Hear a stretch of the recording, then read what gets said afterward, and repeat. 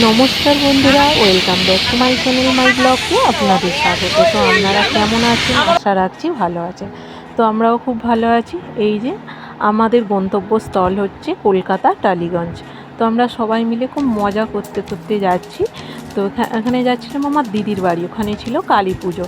তো আগের দিন ছিল বড় কাছারি যাওয়ার, তো একটা টাটা সুমো চলে গিয়েছিল আগের দিন, আমরা যেতে পারিনি। আমরা তার পরের দিন কালী পুজোতে যাচ্ছিলাম। তো ওখানে দিদির বাড়ি পৌঁছে গিয়েছিলাম আর সন্ধেও প্রায় হয়ে গিয়েছিল আমাদের যেতে। তো এই যে মাকে আনতে যাওয়া হয়েছিল, আমার দাদারা বা আমার বাড়ির সবাই গিয়েছিল। তো এই যে মাকে কি সুন্দর দেখতে হয়েছে দেখো, একদম সুন্দর, মানে মন ছুঁয়ে যাবে, দেখলেই মনটাই যাবে।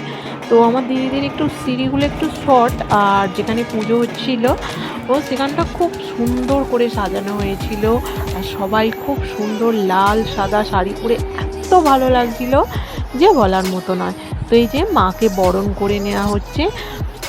মায়ের সুন্দর বেনারসি সাজ বা মায়ের শাঁখা বলো গয়না বলো সব আমার দিদি আগে থাকতে যিনি ঠাকুর তৈরি করেছেন তাকে দিয়ে এসেছিল।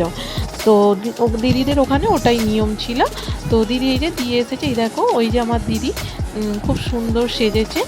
আর আমার বৌদি আছে, আমার দুটো দিদি ছোটদি, তো ওদেরকে খুব খুব সুন্দর লাগছে। আমিও ছিলাম, কিন্তু আমার মেয়ে একটু ঘুমাচ্ছিল, তো মাম্মাম একটু বিরক্ত করছিল।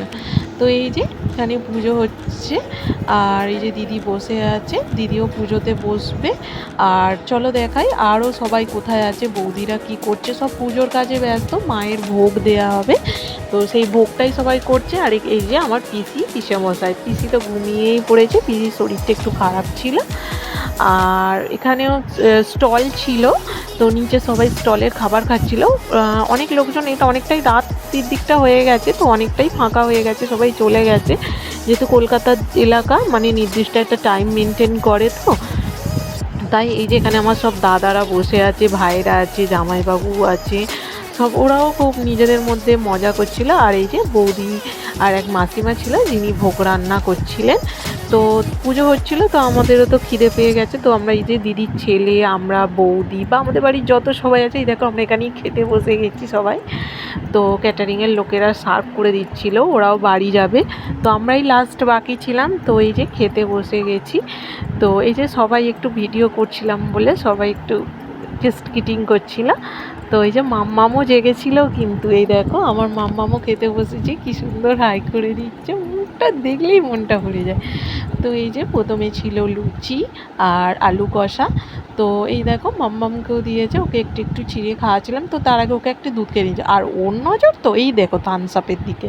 তো এই থামস আপটাই হচ্ছে মেন আকর্ষণ, কতগুলো যে থামস আপ খেয়েছে বলার মতো নয়, প্রচুর পরিমাণে আশা থেকে থামস আপ খেয়ে যাচ্ছে। তারপরে ছিল এই যে পনির পাসিন্দা আর সস দিয়ে, এই যে মাম্মামকে একটু খাওয়াচ্ছিলাম কিন্তু খেতে চাইছিল না। তারপরে এই যে স্যালাড দিয়েছিল আর মিষ্টি মিষ্টি পোলাও, আবার পনিরের কষাও হয়েছিল। তো তারপরেই জানো চাটনি পাঁপড় মিষ্টি রাজভোগ, তো খুব সুন্দর খাওয়া দাওয়া হয়েছিল। আর এই যে ভোর না হতে হতে আলো না ফুটতে ফুটতে, যেহেতু মানসিক কালী পুজো, তো ভোরের আলো ফোটার আগে তো ঠাকুরকে, মানে আমাদের মাকে বিসর্জন দিতে হবে। বলে না মেয়ের বিয়ে এক রাতেই শেষ, সেই রকমই মেয়ের বিয়েরই মতো এক রাতেই শেষ। তো মাকে বিদায় জানাতে খুব মনও চাইছিল না, কিন্তু খুব আনন্দও হচ্ছিল।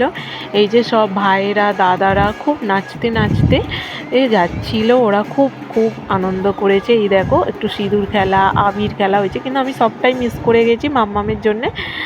মাম্মাম, এই দেখো তোমার দাদারা সব নাচছে। আর এই যে মাকে এবার বিসর্জন দেওয়া হবে, তো খুব তাড়াতাড়ি করা হচ্ছিলো যাতে ভোরের আলো না দেখে মা।